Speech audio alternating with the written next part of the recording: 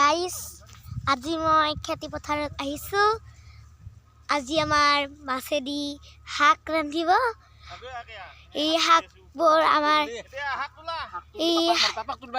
এই শাকবোৰ আমি তুলি আছোঁ ইথান। এইয়া শাক আমি ৰুই আছোঁ। আমি ইথান ৰুই আছোঁ। এইকেইডাল উঘলিছোঁ। আমি উঘলি আছোঁ ইথান।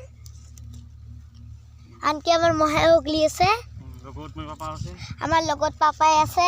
Hello' guys, hello' guys. গাইছ নেকি? হ'ব দে।